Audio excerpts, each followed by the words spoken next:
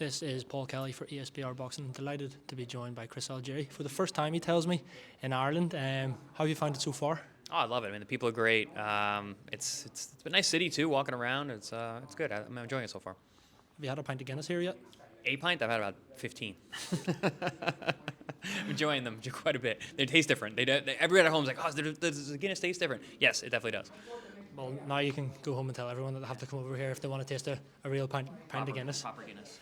But the real reason you're here, obviously, is Pro Box TV show on Friday night, Conlon Boxing. Talk to me, a bit about that show and the whole concept of teaming up with Conlon Boxing and putting on these high class matchups. Yeah, I mean, the formula for Pro Box TV, it works. We make good fights. We got 50-50 matchups. We have no B-sides. We have action-packed fights, and we're taking it on the road. And the Conlon brothers are the same ethos in terms of how they do their promotion. So it just makes perfect sense to get involved with them and to come here where there's a great boxing culture. Some of the best fans in the world in our sport are here. So excited to get that energy to bring it to the Pro Box TV platform. I mean, we got action fights. This card looks like to be shaping up to be an excellent fight, and which is exactly what Pro Box TV is all about. I was talking to Paulie, and he says that, at this level, putting on these 50-50 fights, we're kind of seeing it more maybe in the last year to 18 months with the Riyadh season cards. But ultimately, this is what boxing's all about, isn't it? Fans don't want to see knockovers, really. The neutral fan, maybe they do if you're supporting your guy, your friend. But the neutral wants to see fights like this. Yeah, absolutely. Listen, it's about entertainment at the end of the day. I guess this is a sport, but people tune in for entertainment, and they want good fights. You don't want to see walkovers. You don't want to see guys getting fighting cab drivers and building their record and padding their record. Guys can have losses. We need to get away from the idea that everyone needs to be undefeated. Unfortunately, that's been the way basically since Mayweather, but we're starting to see a little revolution. We're starting to see more of these fighters who are coming off losses and getting back in there in big fights and then getting wins. Mentioned Zhile Zhang, comes off a loss of Joseph Parker, and then he gets a Wilder fight, So it's like, and Jarrell Miller's another one, comes off a loss and then gets another big fight. So we're seeing that with the Riyadh, but with Pro Box, we're always doing that. We got Robbie Davies on the card. He's coming off a loss on our air, which was a fantastic fight of the year fight with Sergey Lipinets, former world champion, and he comes right back into a big fight fighting in Belfast. So I think there's a shift, and Pro Box TV is leading, I think, the middle class charge of it, and then you got the Riyadh, which is more the championship level, because we're sub-championship level. But man, these are the fights. These are the fights that I grew up on. Friday night fights on ESPN, where I go watch great matchups. So Pro Box TV is bringing that back. Talking about 50-50 fights, one of the ones that we're hopefully going to see before the end of the year, all being well, is the rematch between Tyson Fury and Alexander Usyk. 50-50 fight, as you were saying. The first fight, a lot of people, I think the general consensus was that Usyk did win. He did get the victory, but a lot of people probably did think that it was close, and it was close. Where is your head at ahead of the rematch? Do you think Fury has what it takes to turn it around? There's been talk that he might come in a little bit heavier. How would you kind of look at that from Team Fury perspective to try and turn that one around and get the victory over Usyk? In the first fight, I was all Fury all the way, like for the months leading up to it. I'm like, Fury's too big, he's too athletic, he's really good at breaking guys down. And then I had a change of heart. I don't know what it was, last week or two. I was like, I think Usyk's going to do it. And I actually put money on Usyk, and he did it. So this fight, I don't know. At this stage, I can see Tyson winning this fight. At certain points in the first fight, he was making it look easy. He's boxing from the outside. He just looked too big, landing those uppercuts, those good body shots.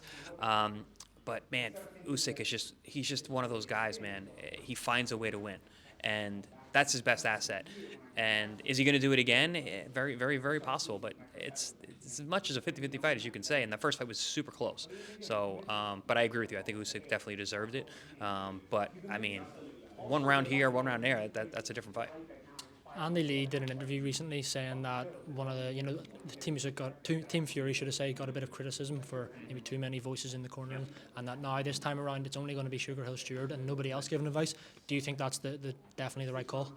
Yeah, it has to be. There's so little time in between a round. You can't get too much information coming at you, or nothing's going to happen. Nothing's going to get done. 1, 2 concise things to work on, and that's it. So I think that's a good move by Andy Lee and Team Fury. And back to what you're saying about he's possibly coming in heavier. I think that's probably a good idea. Use that advantage that he has. He's a 280-pound athletic man, and Usyk is 225. He's a small modern heavyweight. So Tyson would be smart to use that asset. Absolutely, absolutely. Another fight that was being rumoured straight away was obviously happened in Wembley last month. We saw Daniel Dubois knock Anthony Joshua out. Talk of an immediate rematch. Eddie Hearn seemed to say they wanted an immediate rematch, but in the last day or two, it seems that we might not get that, and perhaps Dubois might be fighting somebody else, whether it be a Joseph Parker. Fabio Wardley's name's even now in the mix as well. What do you think about that whole situation? Would you want to see Dubois Joshua too? Do you think it's maybe a good decision for Joshua not to go into an immediate rematch? What are your feelings on that?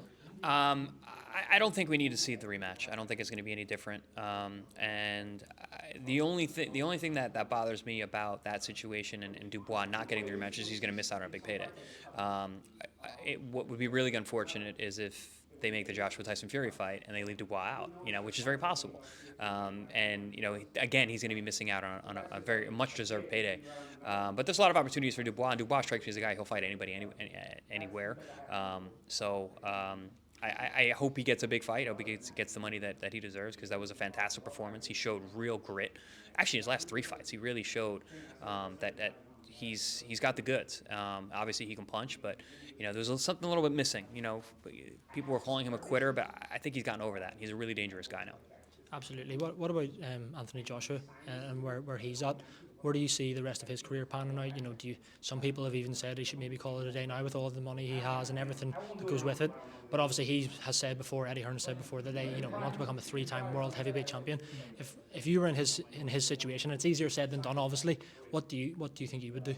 I think he's still wildly popular, so it's going to be hard for him to walk away. And it doesn't seem like there's any intention to walk away from the sport. Obviously, listen, the chin is not what it used to be, but listen, it's heavyweights. I joke that there's no good chins in heavyweight division because everybody can punch so damn hard. It only takes one shot. We've said that for years. So in that case, there's the ability for Anthony Joshua to get back in there and potentially knock one of these guys off, because he is super talented. He can punch. So there is that option, and at the end of the day, he is the master of his own fate. He can do whatever he wants. I never say a fighter should. If a fighter wants to fight, let him fight. It's up to them. So he is his own man. If he wants to keep making money and keep getting these fights and put himself in harm's way, it is what it is. Another fight, a good friend of yours, Benn. It looks like Chris Eubank Jr.'s most recent win. He was in the ring. Benn went in. They squared off. There's been obviously fight was meant to happen, as you know, over 2 years ago now. It looks like that fight could potentially get made as well if Eubank Jr. maybe doesn't go down the Canelo route. Is that a fight that you want to see at all, Chris Eubank Jr. Benn, or what are your feelings on that whole situation? No, not really. I don't really care to see that fight. I don't know what weight class that it's basically just namesakes, honestly, because Conor hasn't been active. He hasn't been performing, very great in his last 2 fights anyway. And Eubank just doesn't fight enough for me. I need to see him be more busy. I do think he's probably going to end up fighting Canelo.